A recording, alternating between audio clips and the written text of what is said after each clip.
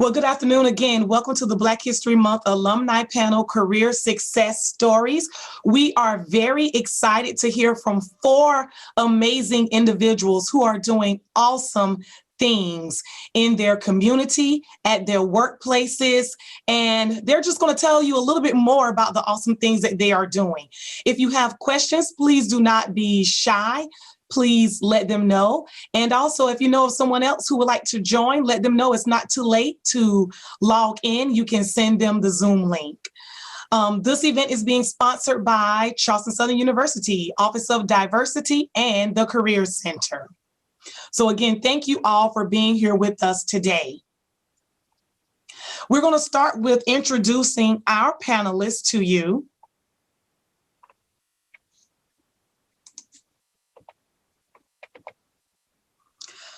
One of our panelists is Stacy Brown. Stacy holds a Master of Business Administration from the Citadel and a Bachelor of Arts in Communication from Charleston Southern University and a minor in biology. She has a certification in diversity and inclusion from Cornell University. She is one of Charleston's 40 under 40, a Raleigh Fellow, Leadership of Charleston, she was a member of, and she works with MUSC Patient and Family Advisory Council as an advisor and mentor. She's on their board. She is the Director of Operations for Metanoia, and I will let her tell you a little bit more about what she does with this organization. Her quote is, "We must be the change we wish to see in the world," and that is by Gandhi. And one of the mantras that she lives by is, "Time is one of the most valuable currencies." Stacy is a polished speaker and presenter. So when you hear her speak, you will know why. So we thank you, Stacy Brown, for being here with us today. Our next presenter is Malcolm Jackson. He has a Master of Science in Project Management and a Bachelor of Science in Biology, both from CSU. He's a member of Phi Beta Sigma Fraternity Incorporated. He also was the former vice president when he was here at CSU. He's a former NCAA Division I athlete and captain of the football team when he was here at CSU. Former residence life coordinator, and another little tidbit you probably did not know, he is a former NFL Kansas City Chiefs cornerback. So yes, Malcolm. He is currently the Executive Director of Human Resources for Chick-fil-A Rivers Avenue. Malcolm's why is to create value for other people. And his scripture, "Fear not, for I am with you. Be not dismayed, for I am your God. I will strengthen you. I will help you. I will uphold you with my righteous hand." And that's Isaiah 41:10. So thank you, Malcolm. We welcome you here today. Precious Jemison. She is currently pursuing a Master of Education in Administration and Supervision at Liberty University. At Charleston Southern University, she majored in, she earned a Bachelor of Science in Physical Education, She was a physical education teacher with R.B. Stahl High School. She recently has a new job, and she will tell us about that very shortly. So we are proud of her as well. She is a member of Delta Sigma Theta Sorority Incorporated, and she was the former president of Nu Sigma Chapter and the past regional representative of the South Atlantic region. All right, they are holding some big titles. So I told you all, you have an awesome group in front of you today. She is the entrepreneur and founder of the Girls Room LLC, which is a youth mentoring organization. And as you see on the screen, her scripture is Jeremiah 29:11. "For I know the plans I have for you, declares the Lord, plans to prosper you and not to harm you, plans to give you hope and a future." And in case her family is representing today, we will add that Precious is born to Reverend William and Ivy Jemison of Charleston, South Carolina. And last but certainly not least, Mr. Andrew Lee. He is the Internal Operations Coordinator for Vanderbilt University Recreation and Wellness Center. He is the youngest member of his team, and he's doing great things. He has a Bachelor of Science in Psychology from Charleston Southern, a Master of Business Administration from Lipscomb University. He is an advocate for socioeconomic equity, and he volunteers with The Journey, a nonprofit organization, and he is the founding president of another nonprofit organization called Lead the Way. He lives by the words, if it doesn't matter how much time you put in, it's what you put into the time. That's what matters. And another one of his quotes is, anything worth achieving comes with restraint. If you have worries, pray. But if you don't pray, if you're going to worry, give it to God. So on that note, I welcome to you all these four panelists who will share with you a little bit more about their career path and what led them to that point. So you've heard me speak enough. So we're going to skip this slide because I pretty much told you what they majored in at Charleston Southern. But as they share their career path with you, if they can share some other activities that they were involved in, what they're doing now, and highlight the steps it took them to get to this point. So we will start with Stacy. Thank you. Thank you again, Dr. Nina, for having me, and thank you to the fellow panelists and guests. So I will begin. So I started Charleston Southern in 2003. I also served as the vice president of the gospel choir. I believe Daryl was in charge, and I'm not sure if he's still there, but vice president for about 2 years and a member for 4. I also was a part of student government. And so SGA is the acronym, and then a subcommittee, the South Carolina Student Legislation, where we would go to Columbia and kind of debate mock bills. And I did numerous things in addition to SGA and gospel choir. I remember being a federal work study student. So I definitely empathize with those who are juggling financially their studies and needing just extra money to help pay for tuition. And with federal work study, I served as a assistant in the library. I love Miss Keys. I'm not sure if she's there. She was so instrumental in my young development. And then I worked at the Office of Administration and Admissions Financial Aid. So I did a few things very committal to the library and the admissions office. And so I'll discuss my career path in brevity. I started out at an organization called Metanoia, which is Swahili for positive change. It's Swahili. And it started out the same year I started Charleston Southern, about 2003. And I was a volunteer, young student, 19, 18 years old.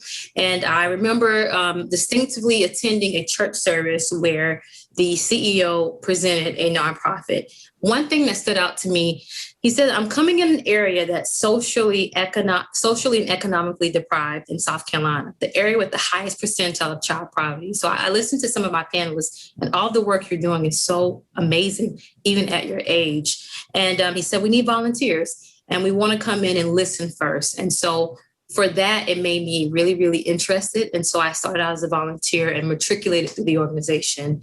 And I'm still there. From 19 into my age now that I won't tell you all. Just know, I'm born in the 80s. It allowed me to grow in many facets from a volunteer to now.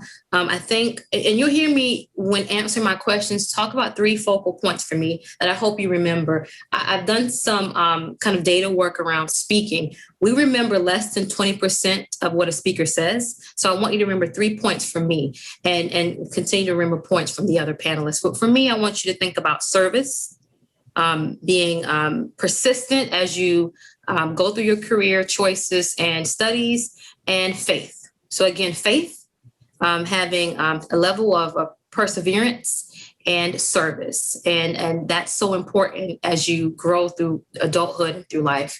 And that's what I had as a volunteer, and then matriculated to Director of Operations over 3 programs, elementary, middle, and high.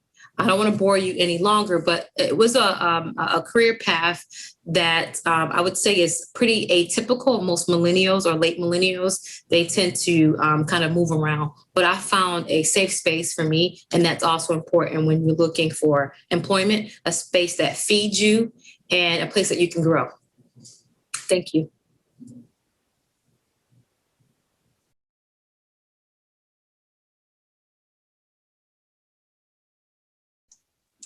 And next we have Malcolm to share his career path with us.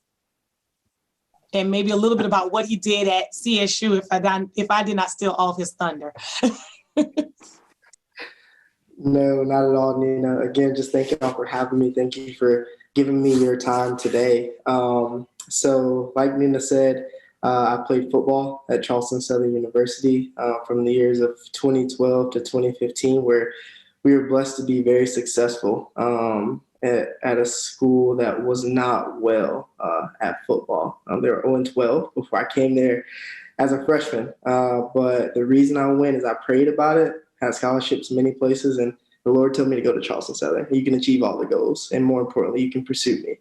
And so listening to his word, went to Charleston Southern and was able to play as a young football player there. And over time was able to become a team captain that we ended up winning the Big South Championship, first time outright. And so that was a blessing in itself. It gave a lot of notoriety to the school and probably how some of our students on this call today even saw Charleston Southern for the first time. So that was a blessing to impact the community in that way. After graduating, even receiving more blessings to be in the NFL for a season there, mainly the preseason with the Kansas City Chiefs, as you mentioned. That was the goal of my life, was to get to the NFL, And we can dive into that story just slightly. Long story short, it wasn't God's plan for me. And so I ended back up at Charleston Southern University as a residence life coordinator. They so graciously held a position for me in the residence life department where, again, I wanted to create value for others. Like I said, that was my why. And that was before I could articulate that. But I knew, how can I impact other people? And so in that residence life coordinator position, I told them in that interview that I want this position so that I can be the change that I always wanted to see in the ROCs, because I felt like there was a disconnect. And so I said, well, if I get this position, I want to be that change and lead that charge within that department. And so over time, my 4 years there, we were able to do that through various events and things of that nature that I'll detail later in this time. But it was very successful, got to impact a lot of students, build a lot of relationships. Like I said, I was a member of Phi Beta Sigma. I am a member of Phi Beta Sigma fraternity, where I got to be the advisor on campus and continue to influence and impact those young men on that campus, but also just our D9 organizations as an entirety. And so again, just another blessing there, and got my master's degree toward my tail end of time at Charleston Southern from 2018 to 2019, and found out about this company, Chick-fil-A. And so as I wanted to transition career-wise and just figure out what that next step was, instead of like with the NFL, I want to get there. I said, well, Lord, what is it that you have for me? Chick-fil-A was the farthest thing from my mind, but people just kept bringing it back up. And so we'll, again, dive into that story a little bit later, but went there full time in 2019, and like Miss Stacy, matriculated through the system, and I am now the current Executive Director of Human Resources. And again, just a blessing and an opportunity to create value just for other people. And so that's kind of my gist and my story. All right, Precious Jemison, yes. Good evening, everyone, or good afternoon. So I'm Precious. As Sora Nina said, I graduated from Charleston Southern in 2019. A little bit about my career path and things I did at CSU. So I started out at CSU not wanting to go. I honestly, CSU was my last choice. I just applied because it was across the street from the house. I really wanted to go to Winthrop, but Charleston Southern paid for about 92% of my tuition. And so I went and was able to have my student loans paid off by the time I graduated, thanks to my mother and father. And so I didn't do much on campus because I didn't want to go there. I didn't want to be there. And as I continued, in my studies and everything, and finally got my head straight, like, okay, you're at school for, it doesn't matter where you're at. I decided to pledge Delta Sigma Theta Sorority Incorporated. And after pledging, a week later, I was voted as the president of Nu Sigma, which is the campus housed on CSU's campus. I decided that I wanted to get more involved. And by that time, it's like the end of my sophomore, beginning of my junior year. So I switched over my major from athletic training or kinesiology to physical education and decided I wanted to teach. So I started getting into the teaching part of things. So I was a part of the PE club and just more so about the athletics. So I kind of stayed in that realm. And I graduated in 2019 and I got a job where I student taught at Arbustal High School. And I loved it. And I'll discuss more about how I switched schools later, because I know it's another question coming. But now I am at Buste Academy, where it's an elementary and middle school. But while I was at Stahl, I wanted to do more that I couldn't within the parameters of the classroom. And if you don't know, Stahl is a low socioeconomic school, Title I school. So they get funds from the government, from the state. And there were just so many things that I wanted to teach the girls, especially. And then some things, you can't say in a school that obviously we have the right to say at Charleston Southern with our Christian principles and values. And so I just wanted to expand that. And so I decided to start a youth mentoring organization called The Girls Room. It started this year, February 1st, but I am currently still trying to launch it and get it tax exempt. That is my goal, so that all donations are tax exempt. So that's kind of where I am now, teaching. I also coach still at Stahl. So I coach volleyball, basketball, and I start soccer tomorrow, actually. So I'll be doing that tomorrow. And then the Girls Room. And I'm also currently in school, Masters of Education in Administration and Supervision. I eventually want to become a principal. So that's a little bit about that. Thank you so very much. And next we have Andrew Lee. Hello, everyone. Thank you for having me again. It's a blessing to be here. Just a little brief background of what I'm doing now. I am, as previously stated, I'm the internal operation coordinator here at Vanderbilt Recreation and Wellness Center. What that looks like is a little bit of I'm more of a overseer of the practice facilities for football, lacrosse, and track and field, and also kind of do a little bit of the organizing side of indoor events. My CSU experience was a blessing to me, I would most likely say. I'm a little bit on the side of precious as well. As far as attending CSU, it was something I was in the rattles between that and my also hometown school of South Carolina State University. But CSU actually paved the way of offering more tuition benefit. And so that was a big deciding factor as to why I came. While I was there, I was also a part of the psychology club, and I was a full-time student. So that's a little bit about me, and I'll get into the rest of these questions. Thank you for having me. Well, thank you all. As you all can hear, that you've heard today, these are some amazing, I like to call them rock stars. So I thank them so very much for answering the call and being here. And I know I probably did not do their bios justice because there was so much more I wanted to read, but in the essence of time, because I promised to keep this to an hour, maybe an hour and 10 minutes in case there's a few burning questions we need to get to. But please forgive me because I know I did not do it justice, but I just want to hit the tip of the iceberg a little bit of the amazing things that they're doing. So now I want our panelists to tell you a little bit about how they overcame some employment barriers and how they were able to maintain a positive and prayerful mindset.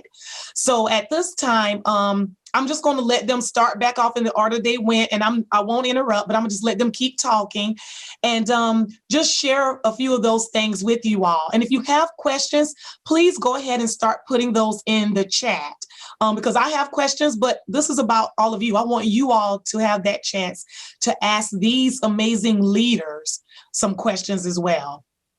So next question for Stacy starting. So again, I kind of mentioned that I was able to be a part of an organization for a long time. And so I have not experienced a lot of obstacles in pursuit of my career other than, and I'll say this, we in Charleston have kind of a polarized climate in terms of how even down to dining, even down to where we spend our dollars. And so I sit currently on an advisory board with the mayor of North Charleston. And so we want to bring some cohesiveness to the city of North Charleston, and because it's so polar, and even Charleston County as well. And so, and when I think about overcoming obstacles, for me is on the areas that I serve as a volunteer, again, with the mayor's office and MUSC, and that's, again, the largest area of health disparity. Being the only person of color on this PFAC, I'll say this is applicable to this question, right?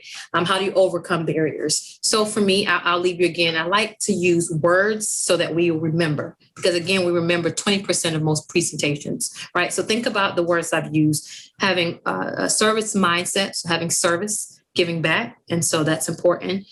To whom much is given, much is required. That's an old adage, but very true. We're giving these opportunities and privilege for a reason. And everyone on this call have some level of privilege. It may not be the ultimate privilege that society grants us based on maybe race or economics, but we have some form of privilege based on education and et cetera. So service is important. And so for me to serve on these boards, and sometimes it's uncomfortable, but have a voice for the voiceless. And so remembering your why to overcoming obstacles. No matter what, you deserve a space in any room, and you're worthy.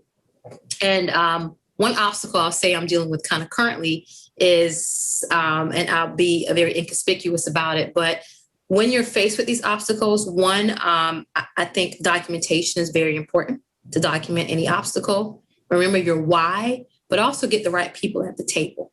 And that's after you're documenting, get the right folks at the table, because it's not okay to go through a situation and you not document and be heard, because then what you do is allow this situation or situations or barriers or obstacles to continue to happen, and they're perpetuated. And so I say to this question again, any obstacle barrier that's dealing with employment, volunteerism, or even in your life, looking at it as a level of I'm giving back, whether I'm being employed or not, I'm giving myself time, most valuable currency, having a level of faith, but also faith without works is dead. So documentation, getting the right players in the right seats. And then there's things you can do, right? We all know about Enron and whistleblowing, if that has to be an option for you. But to answer your question concisely, I'm looking at it from a standpoint of, again, being persistent and not quitting unless the ground is so, and I use these metaphors, but not lightly. If the ground is not able to be fertile, then it's okay to remove yourself from a space that's psychologically unsafe. But once you break the barrier of being the only one or speaking up, and even like Enron, whistleblowing sometimes, then you can set a standard for the next person. And that's important. I love that, Ms. Stacy. That is awesome, and best of luck as you overcome, like you said, those barriers you currently face.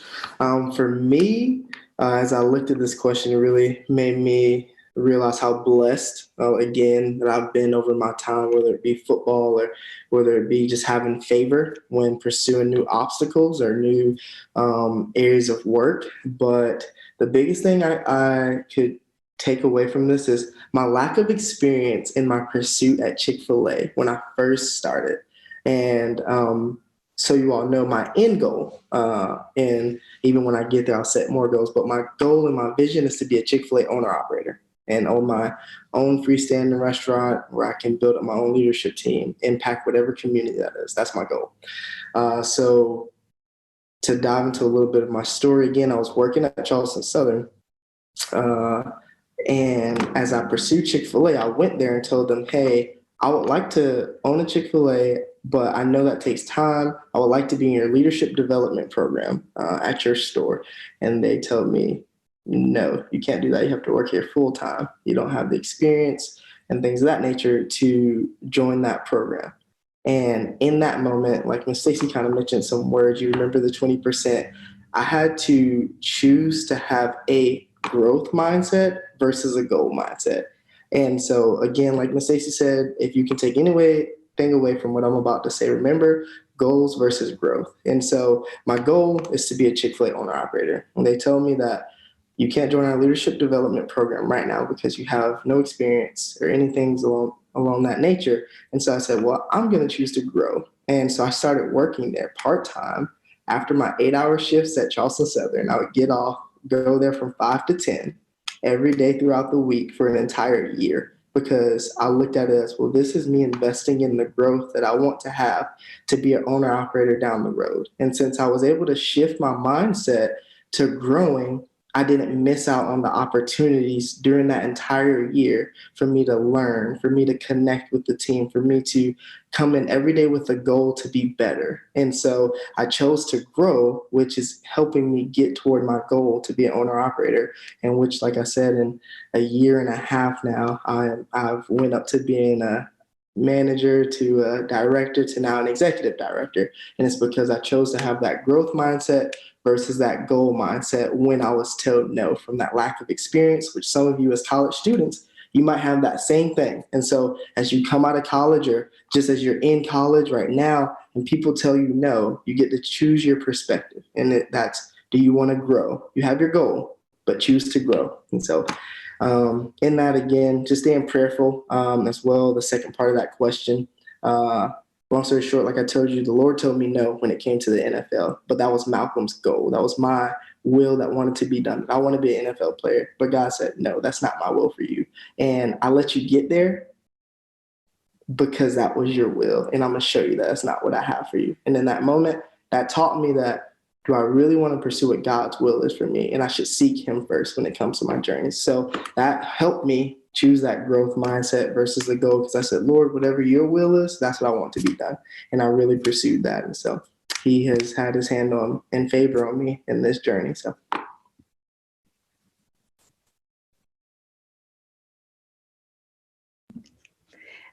I definitely concur with Malcolm when it says the Lord's will to be done. So with me, I got a job immediately after I graduated. I actually signed a contract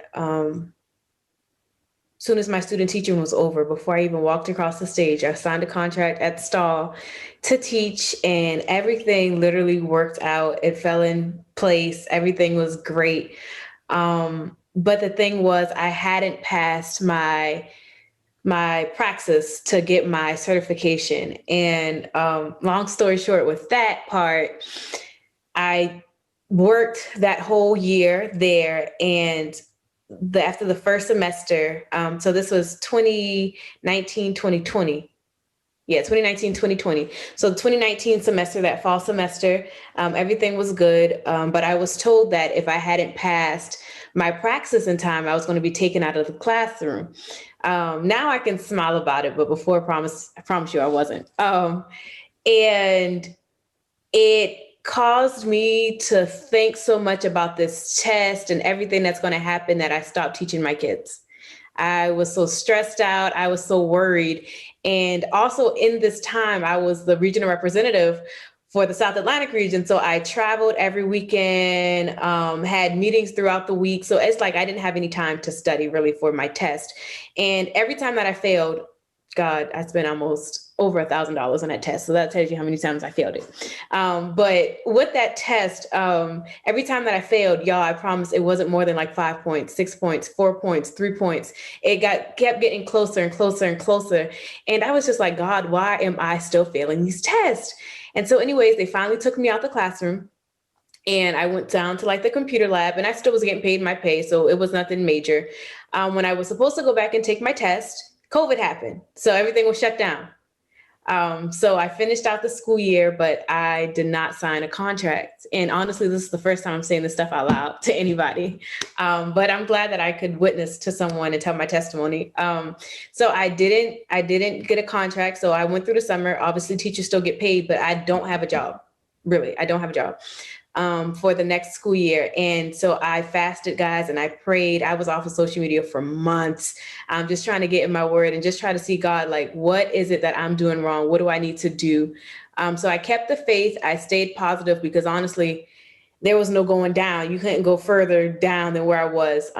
And so I stayed positive. I fasted. I prayed. I spoke with my parents, and we just kept going and kept going. And anyways, I passed my test in July, at the end of July, the week before teachers went back to school. And someone happened to call me and ask me if I still needed a job. And I got the job the week before school started, which is how I ended up at Buste. So I'm so grateful to be there. But my goal is to get back to the high school kids. But I'm so grateful to be there this school year. And so that's the way I overcame that barrier, was really just studying. So like Stacy said, faith without works is dead. So you can have the faith, but I still had to put in the work. And with everything closing down, I thank God, honestly, COVID killed so many people and impacted so many people's lives. But that is the one thing that I needed. I needed everything to stop so that I could have that time to focus, to study, to pray, to meditate, and to do everything that I needed to do, because I could not get anything done. Being in the position that I was with Delta and everything that I was doing, it was just so hard. And so when the world stopped, I was able to, just study, to pray, like I said, meditate, do everything that I needed to do. So that's how I overcame that employment barrier. And now everything's been good. I had to redo my induction year. That's what they call your first year. But now that I passed my test, I'm getting paid my regular pay, and everything is back to normal. So I am very grateful. And that's just how I overcame my barriers. I kept my faith and I kept a positive mindset. And I just asked God to let my heart's desires be what his will is. And he gave me my answer and showed me my path. All right, let me come off you. This is something I can speak to. With this being said, it was coming out of CSU, it was a lot of barriers that were placed upon me in a sense. And I had to revert to my undergrad experience and what I got my degree in. And psychology is nothing but a big ball of perception. So with that being said, I had to change my perception on how I view those rejections. And I've learned to and grown to see rejection as a form of redirection. So sometimes God has to reject you from certain things that you want to place you in a direction of the things that you need and he has for your life. So words of encouragement, I would say, never get discouraged, never give up. That is big. Always keep going. And another thing placed upon me is that I've learned that questions can also create opportunities. So always ask questions, and because you never understand what you don't know, and a closed mouth never gets fed. So always keep a positive mindset, stay prayerful, and keep going. Never give up. Wow, this is awesome. I don't know about you all, but I am taking notes literally because guess what? They did such a wonderful job. They answered the next question. So I think we're ready to take questions from the audience because the next question was, what kind of spiritual religious beliefs are important to you and how do your beliefs affect your daily work? So if they want to add to that, I will let them. And while they think about that, I just want to recap a few things. Faith, service, perseverance, be the change. What value can you bring to others? Influence and impact. You have to have principles and values, service, giving back, having the right people at the table, having a voice, growth versus goal mindset, being prayerful, listening to God. Thank you all for sharing your testimony. Fasting and praying is important, keeping the faith. Our heart's desires have to be God's will. And God have to reject you. Let me make sure I read that right. God have to reject you to place you in the direction. So these are some powerful nuggets that I wrote down. Also, never get discouraged or give up and to ask questions. So now it's time for you all to ask those questions. And if they want to chime into the next question, they can. But if not, we'll keep moving forward. And I'll also, while they're thinking, I'll also pause there and have Reverend Grant to bring us greetings and say a few words, because the students might be a little shy with typing their questions in. So we'll stall a little, another minute or two. I've been trying my best to get out of having to have to say something. No, I'm just joking. Hello, everyone.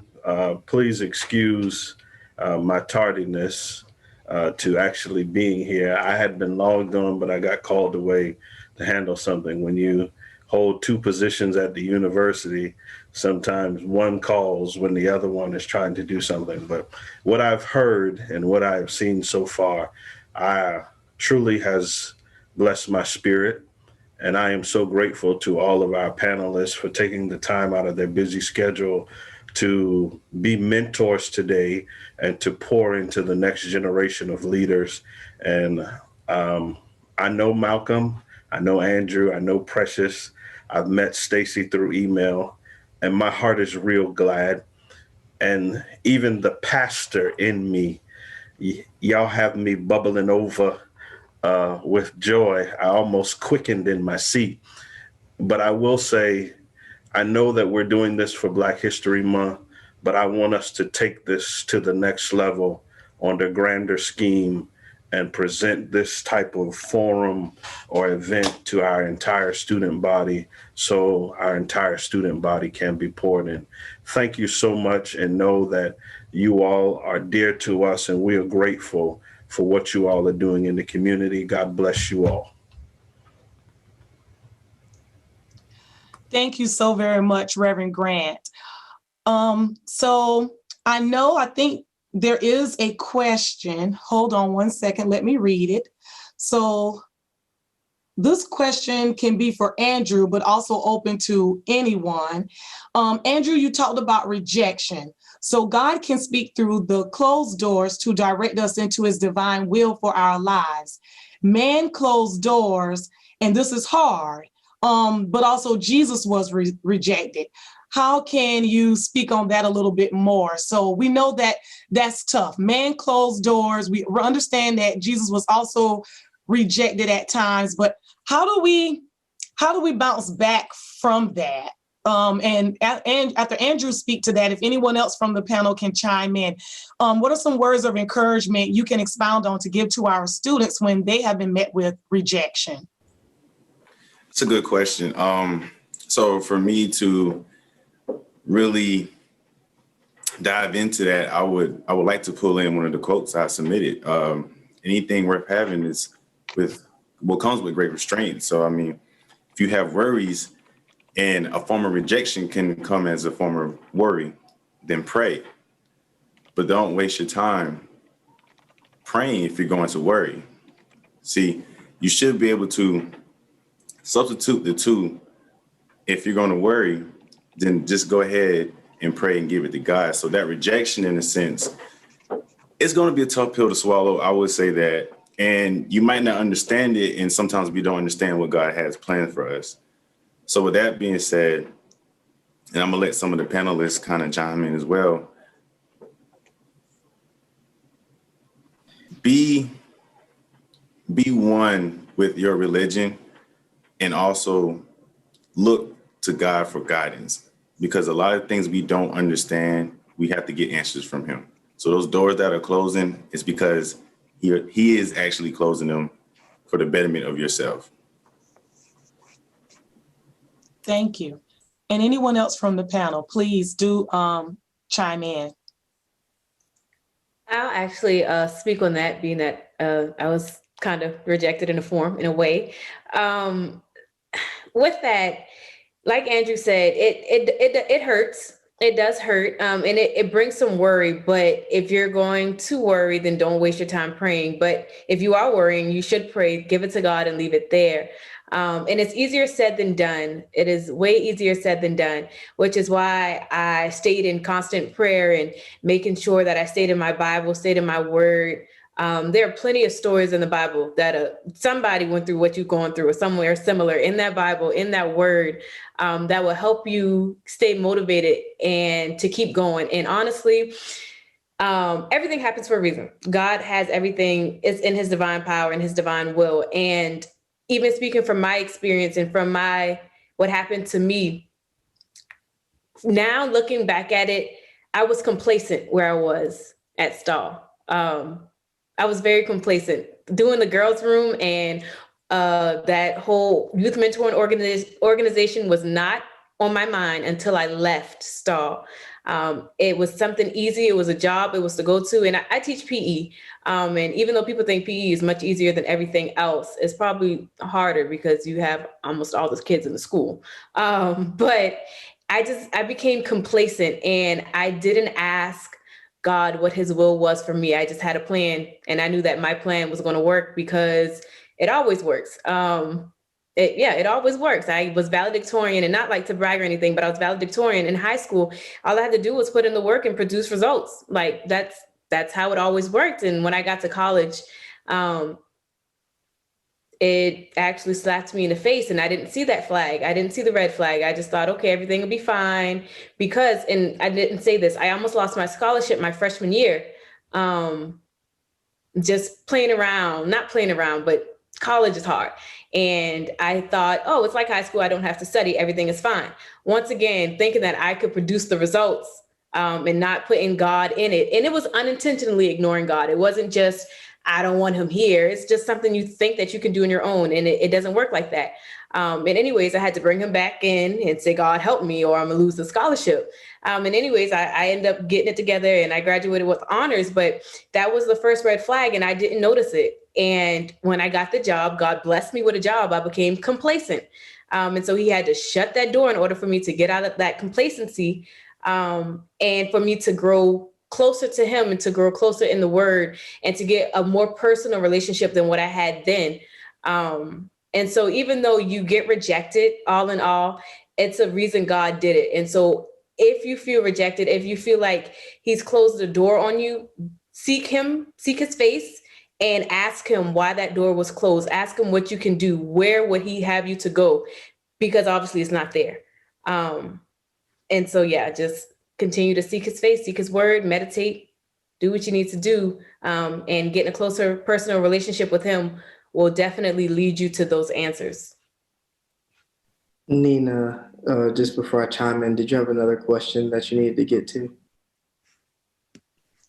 I do, but I want to make sure you all have time to answer this question. I think we still have time, and I think it's okay if we run a few minutes over. So please go ahead. I can stop also sharing the screen because I think you all have touched on this question as well. So I'm going to let you all finish this question, and then I do have another question from the audience. I actually have two more questions from the audience, Okay, but go ahead. Awesome. I'll make this brief then. Well, John 10:27-28 reads, "My sheep hear my voice, and I know them, and they follow me. And I give unto them the eternal life, and they shall never perish, neither shall any man pluck them out of my hand."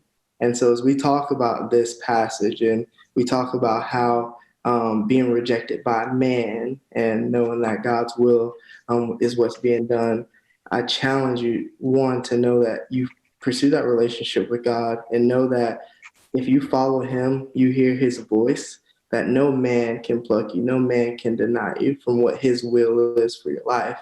And so hold on to that, trust in that. And Psalm 23:2 reads, he makes me lie down in green pastures.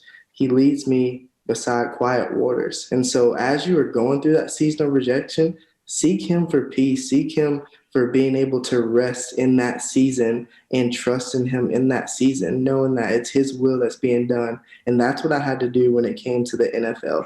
I'll tell you all this. Long story short, I lost a game. I've always been, like she said, not to brag, I've always been the guy who made the plays, was the team captain. And I ended up losing my team, the Kansas City Chiefs, a football game. Fourth quarter, they threw the ball at me. They got a touchdown. Lost us a game. And I argued with God for 24 hours straight. Didn't eat, didn't talk to anyone. Had a full-blown argument. How can you allow me to achieve my goal of being in the NFL, what I've always wanted my entire life? You let me get here, and you caused me to fail for the first time ever on the grandest stage. How could you give me everything I wanted? And long story short, I had to make a decision of, am I going to trust in him, lie down in his green pastures, believe that his will is what's occurring here? I did. I performed that much better. And long story short, the NFL wasn't what was for me, but Charleston Southern gave me an opportunity to grow my relationship with God, and now end up where I am at Chick-fil-A, where I get to impact an entire community, impact people's lives and create servant leaders that go out into this world and make a difference. And so that's just what I wanted to chime in.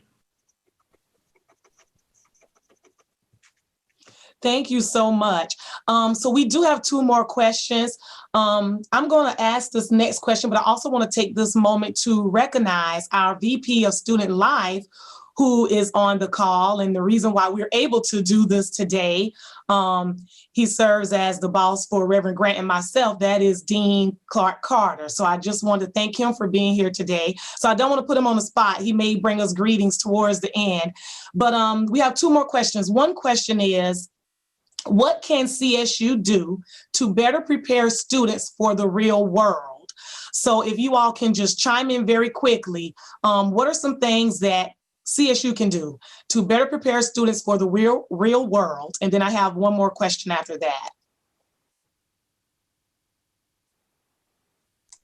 I think I've read, because I keep up with Charleston Southern and the data. So when I was a student, the diversity population was in the teens, and now it's grown astronomically to about 30% of minority students, which from what I understand, because I'm in close contact with the other collegiate schools in the Southeast, we are leading the way, Charleston Southern, in diversity recruitment. And so that's one plus. I think another is we should also speak to students about entrepreneurship, that it's okay to create your wealth.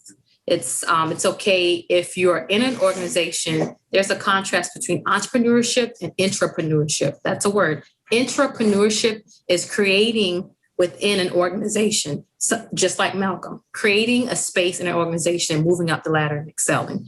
Or just like Precious did, and now she's at Buse, which is a high-performing school in the district. So she has two contrasts, Stall and Buse. So I'm a part of a great group of leaders on this panel, but teaching about intrapreneurship and entrepreneurship within the collegiate setting, offering internships. And beyond internships, I think the number one thing, what I would say, being in the South, I have a slew of mentors, from Elizabeth Colbert to Julie Ellison, who runs Portugal, is that it's all about who you know. And it's sad we're in a good old boy system, but if I can be honest, mentorship allows you access.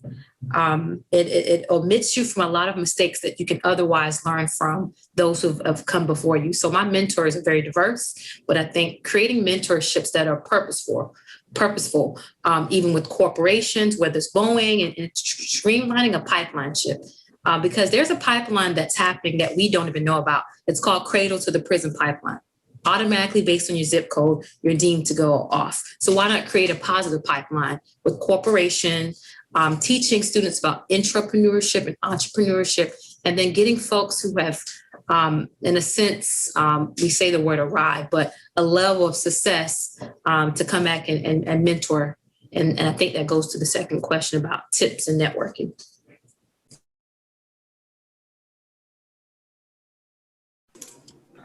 Yeah, I would like to jump in there. That was the crisp explanation. It can't get any better than that. I would say the mentoring program is something that is an asset to graduating seniors in a sense, because you need someone on the inside to help pave the way for you and also give you the tricks of the trade in a sense. CSU it does a good job of the career fairs, and like the diversity department is actually growing. It's growing a lot. So I tip my hat to you all for that. But the mentoring program is something that I think will be very beneficial if we actually expand on that, because we do need those inside perceptions for us to actually create a pipeline, just like Stacy said. And go ahead, Malcolm. No worries. It's okay. Okay. Did anyone else want to add to that? Okay. Well, that was great. Thank you so much. And I'm taking notes. The next question is, what are your tips on networking, especially in a career where your race or ethnicity is underrepresented? I could speak to that. So in the profession I am in, I am blessed to have a parent who I see them as a trailblazer. My stepmother, she's the the vice chancellor of athletic affairs at Vanderbilt University. And so with the pieces of fundamental actually assets that she gave me is actually, we have to network with our counterparts in a sense, because these doors are being closed on us in a sense. So if we get those individuals in the room and we actually draw the bubble circle or whatever you may call it wide enough for others to come to the table as well, we have to have someone at the table that's with our well-being in mind. And I know other panelists can actually talk to that, but that is something that you really have to look out for. You have to network with people who actually went through the trenches as well and actually will go through it with you as well.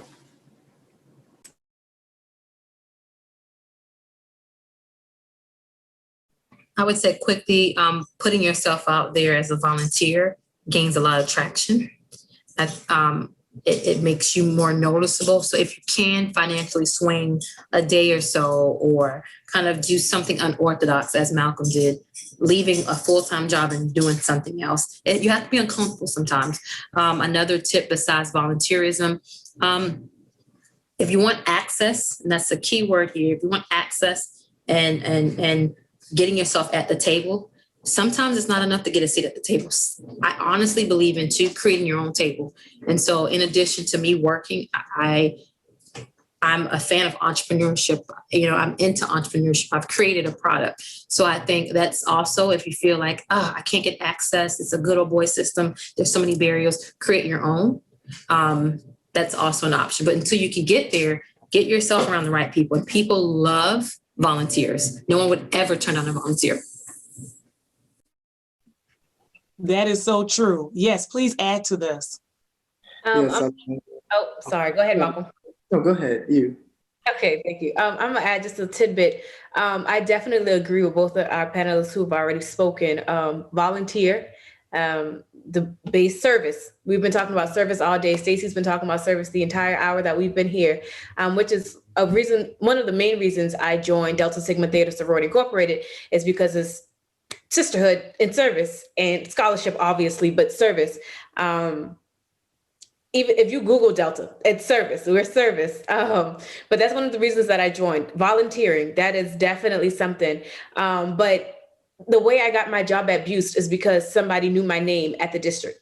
I had a soror who worked at the district. I went her route. I asked her if there was any jobs open. And then I also knew someone who had a direct route to employment at Charleston, not at Charleston Southern, Charleston County School District. So just getting your face out there. When I went to do my student teaching, I made sure I met the principal. I met all the assistant principals. I met a lot of the teachers at the school. They had nothing to do with me, but I made sure that they knew my name and they knew who I was. I made sure that I introduced myself to the coaches, and that's how I got an opportunity to coach student teaching. He was like, "Oh, you want to coach?" And I'm like, "Sure." I didn't get paid for it at first. I volunteered my time, and now I am getting paid for all of my positions. And even then, not just teaching, I forgot to mention that I also officiate basketball.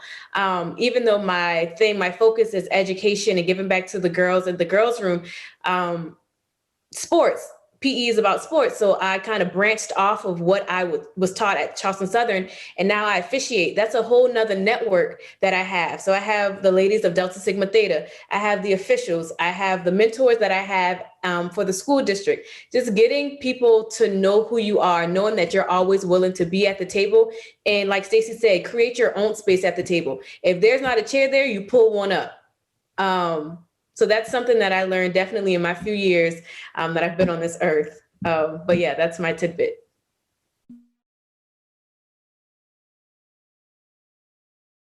No, that was definitely, I can't necessarily elaborate anymore on what y'all have said. The only thing is, like we said, sometimes even these people that you network with might not even be the same color as you and things of that nature. So figure out questions and ask many different people these questions. One, because it's going to challenge them to think and grow. But then also, like you said, leaves that lasting impression as to this person is somebody who is wanting to grow, and you're just learning from a lot of different people, and they'll remember that. And so that was really the biggest thing I wanted to chime in. And lastly, like they spoke on, create the space.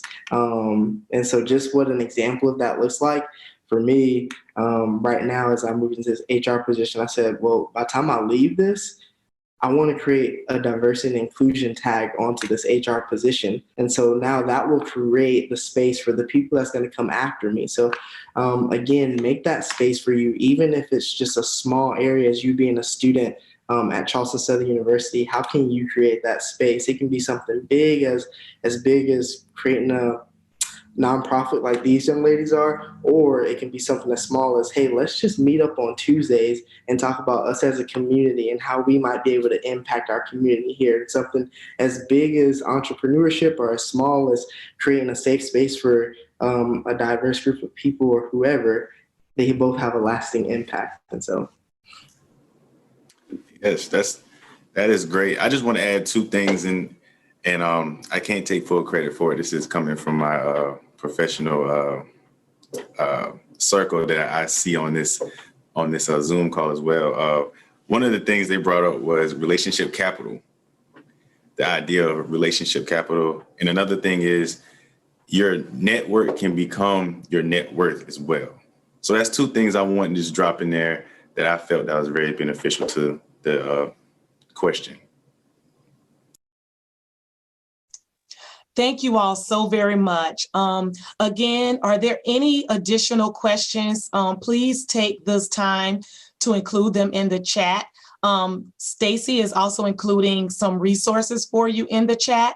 I don't want to leave anyone out just because it says 5:03. It's okay. We can go a little bit faster time. I think our panelists will be okay with that because they want to be a resource for you. As you heard them all say, service is very important, volunteering and networking.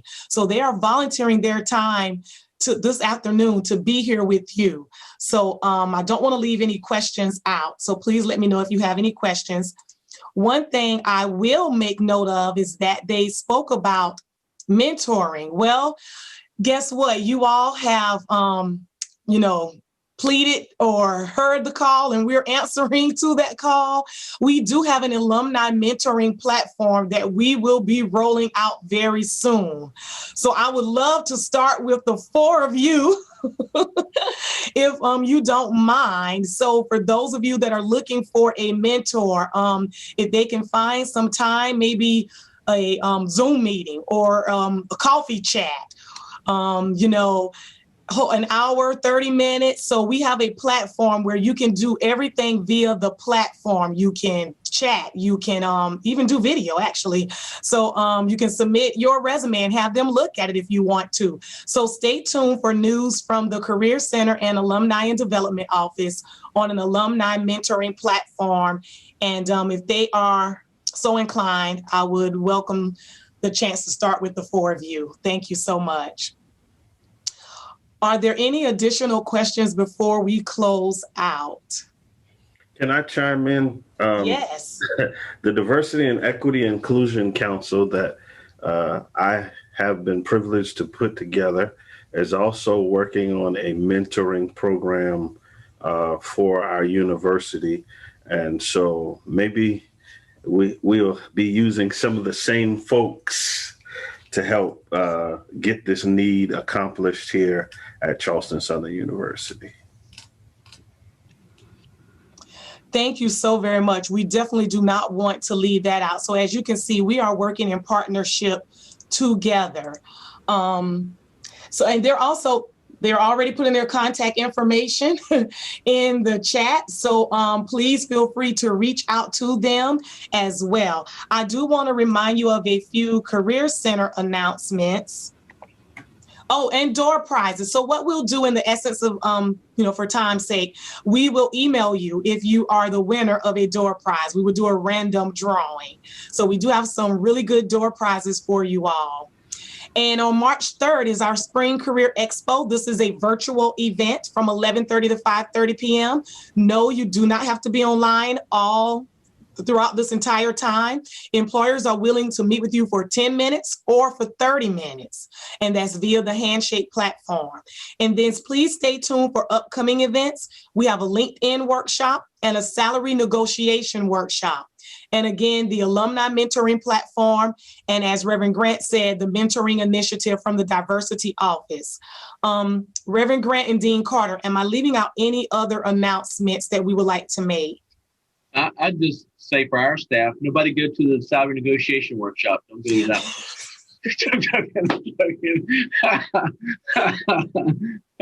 Listen, I want to say, first of all, man, my biggest regret is I couldn't get on here a little bit earlier today, because everything I heard was repackageable and marketable and sellable and would make a difference in your life.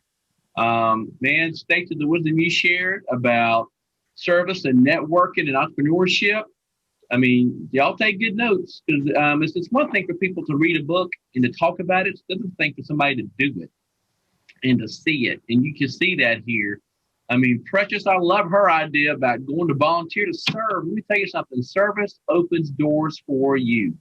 Every job I've ever gotten, I've never had to apply for a job. Every job came to me. How did it find me? Well, God's favor, but because I just served.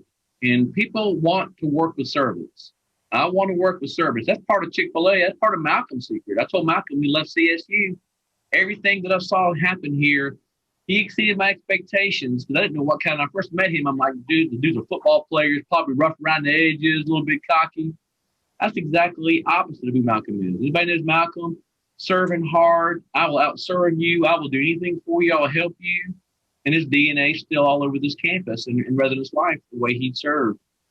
And Andrew, really got to connect with Andrew this summer. And I immediately connected with his heart about, man, I want to make things better, not for everybody. And everybody wants to be a part of a team where people want to work together and make something good happen. So the wisdom y'all shared today, I can't thank you enough. I got really excited when I saw in the upper left-hand corner of my screen, it says recording. So I'm real excited it is recorded, because this is good stuff. This is good stuff. And I echo, I think Tim said this earlier, we want to bring this on a lot bigger scale. Every student should hear what y'all said. What little bit I heard was absolutely gold. And I don't give a lot of fluff and stuff. People work with me. I don't just tell people stuff to be telling them stuff. That was good information y'all gave. So I want to thank you for that. I hope the students who were listening took good notes, or at least can get a copy of this, what we talked about today, because it's great advice. And I'll say this last thing. A diploma will open doors for you, but your work ethic will make your way in the organization. I mean, And y'all said it well. It's exactly right. It's who you know as much as what you know. And I'll end on this story about my own personal life. I've got a son who, let me tell you, he's been out of college for 3 years. He went to USC for a degree that they had there we don't have here at CSU. But in 3 years' time, his first job was working for the Los Angeles Chargers.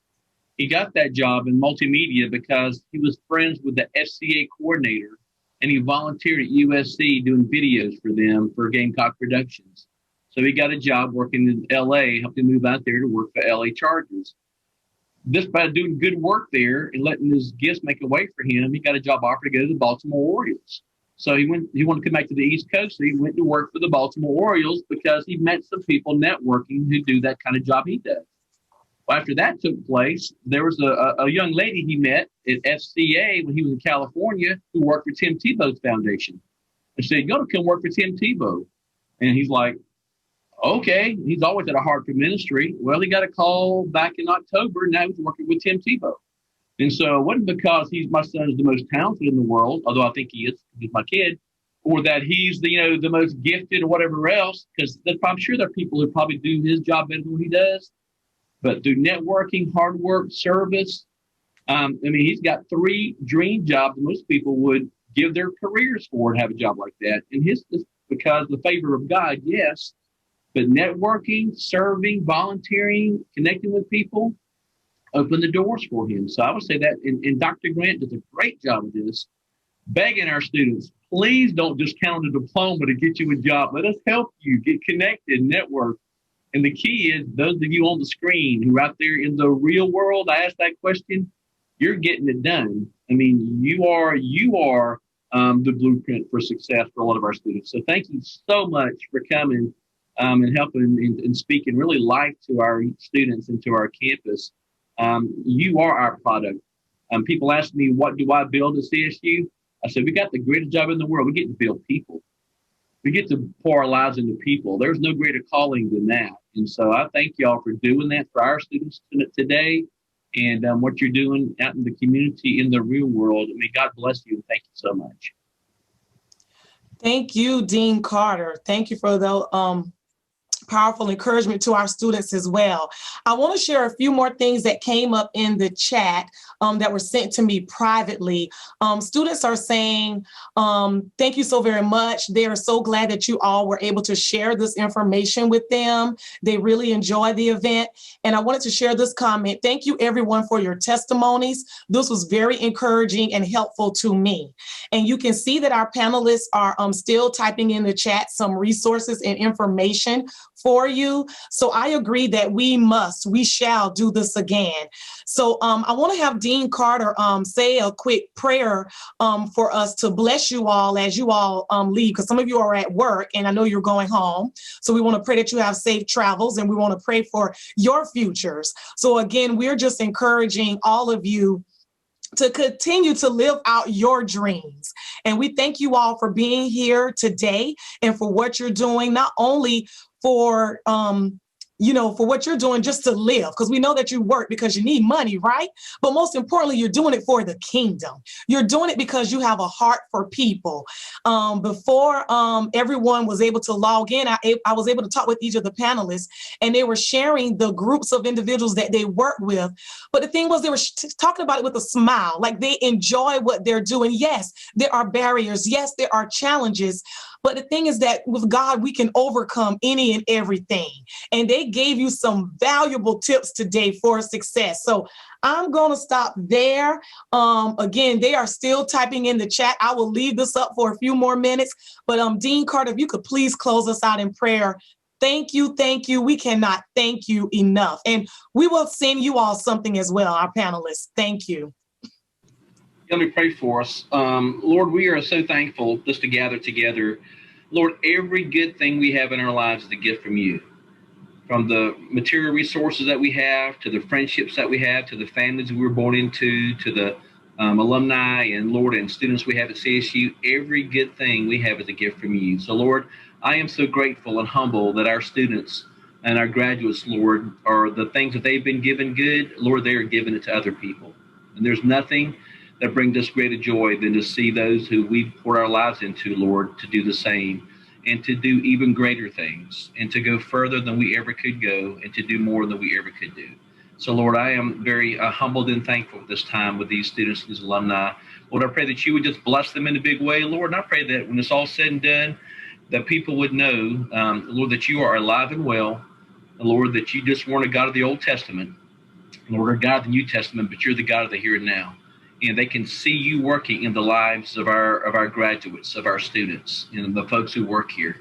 And Lord, we'll be sure to give you all the glory for that, because we know that anything that brings glory to you, you will bless that. So, Father, may our lives, may our jobs, may our families, may all these things bring glory to you. And we'll have confidence, Lord, that you will bless, and we'll thank you for that. In Jesus' name, amen.